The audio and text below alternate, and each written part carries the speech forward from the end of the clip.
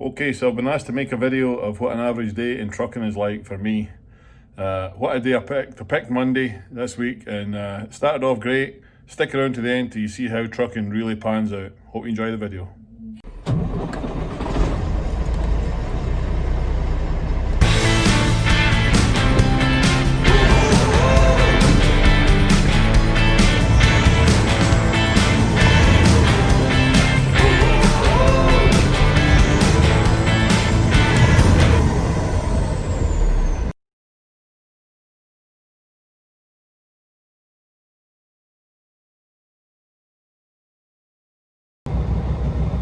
Okay, so good morning. It's Monday morning, bright and sunny, about 7:15 a.m, 7:20.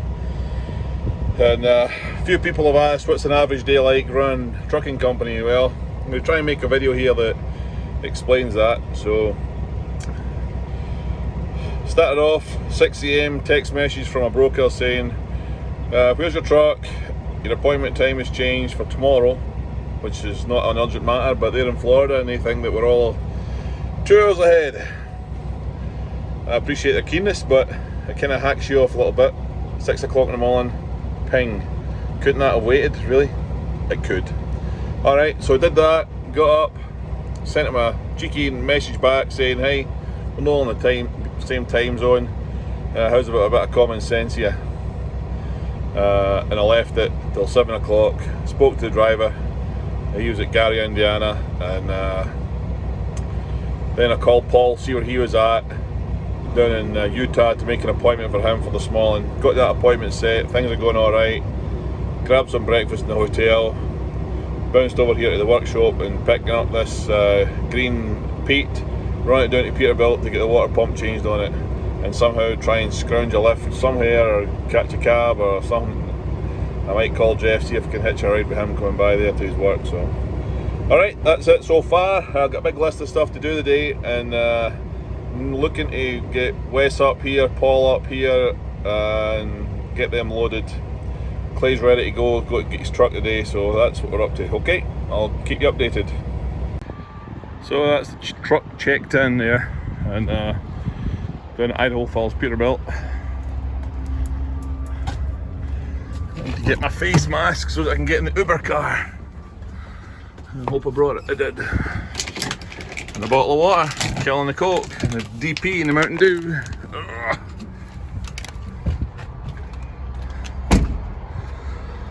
So, there's some good tires in front axle here, but these are getting down, so soon need to replace those. Nice trucks in here.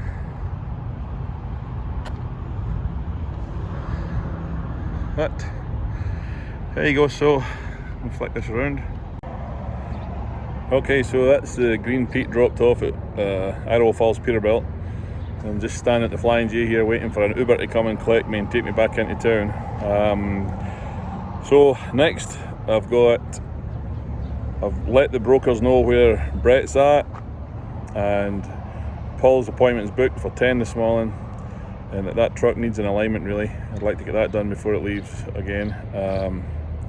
But what I need to do is book some loads, and so before I book loads, what I have to know is where the trucks are and normally how much driving time they've got left, or if they need resets and all that. But I know that ahead of time, but on the day I like to find out where a truck is, when he's going to be empty and all that. So I know that Paul's unloading at 10, he'll go over here.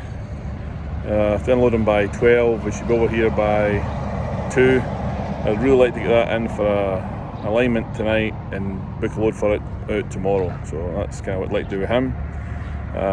So I'll be looking for loads tomorrow for Paul. Wes, I'll see what there is going down towards California. I've got a new broker that we're dealing with doing stuff out to Denver, and if I can get onto something there, I'll try and load him tomorrow as well. When the truck's in the shop with the water pump getting done, you can't really commit to a load unless you know that it's going to be done at a certain time. Could run into problems, or don't want to let brokers down, because then they get really less than happy with you. So I'll look for a load for Brett for tomorrow, and I'm looking for a load for Clay for tomorrow as well. So I want all those tied up today and booked. 3 of them are quite easy, but that's about it really. So Brett's is the one that's not so easy because he's got an 8:30 AM appointment. Well, that should be easy as well, but hopefully it gets off quickly. Alright, so that's what we're at now. We've got a few things to do in town, and I'll let you know as the day goes how we get on with loads. I use the DAT system for booking loads. It works out really well for me. I find that's the best that there is.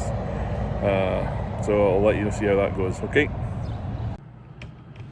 Okay, so I got my Uber car back to the hotel, back to the yard, and drove around here to the hotel, do some more paperwork and air conditioning before I'll still go at it, soak up the free air, already paid for air.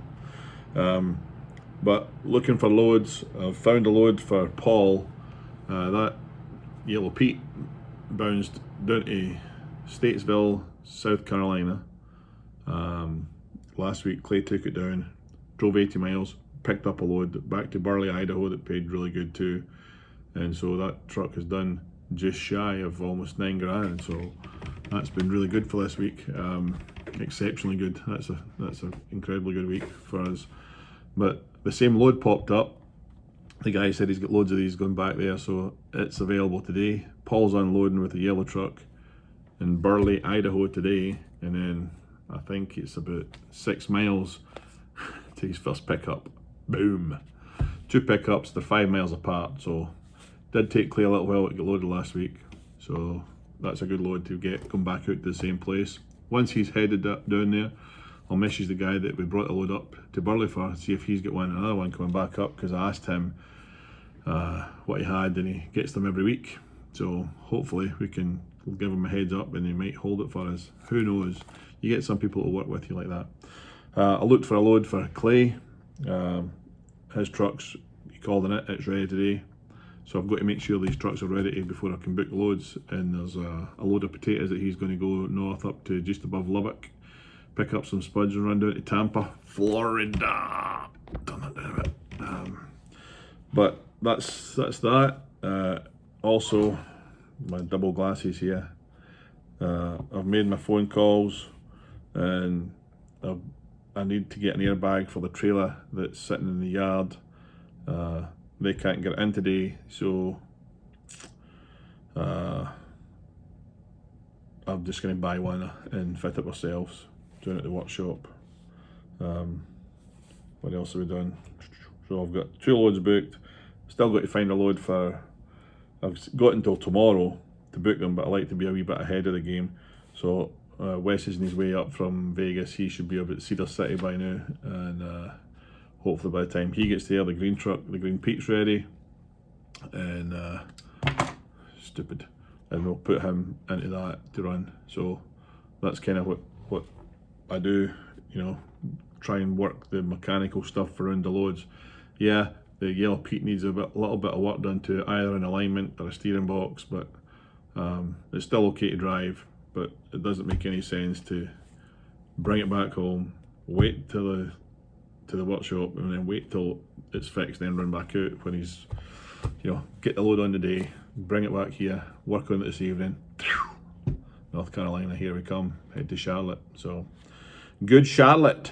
But that's it. It's almost 10 o'clock. I've got a ton of stuff done today already. Paul should be here later on tonight, actually, before he's here. Wes will be here about the same time. Just need to book a load for Brett for tomorrow, and one for Wes, either out of here or one out of California. I'm trying to keep him on the West Coast. There's all a lot going down there, and it's just what it is, and we're going to run them locally. So that's what I've got. A few more phone calls to make, and I'll try and get everything done within the next hour and a half, and take my clean clothes off and get the dirties back on, and get under a trailer. Okay, speak to you in a minute. Okay, so now it's 12 o'clock, time to check out the hotel. My list of things is really getting crossed off quite well. Wes is on his way here, Paul's unloaded. So as soon as he's unloaded, he takes a picture of the bills and sends it in to me.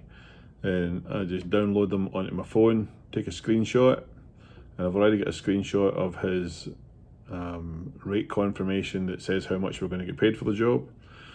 And I take a I send an email to the factor company.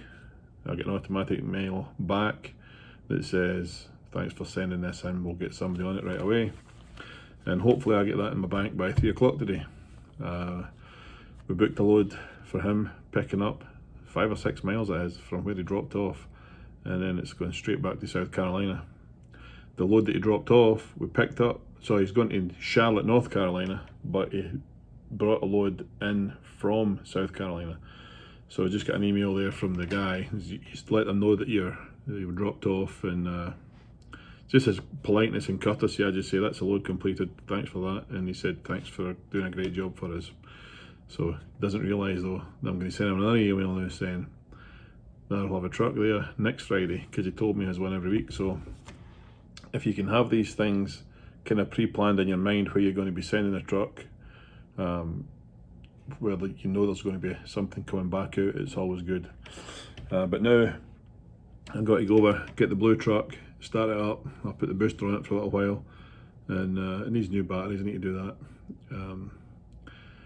I'll probably pull the trigger on that truck this week, but I need to use it to move my trailer across to the trailer place. They're going to stick the airbag on for me. They called me back and said, hey, we'll get it in for you, we'll do it today. Thanks for all the work that you're giving us as well. So try to keep these relationships sweet, and no being a short-tempered yelling guy gets you further. So the Pete is in Peterbilt.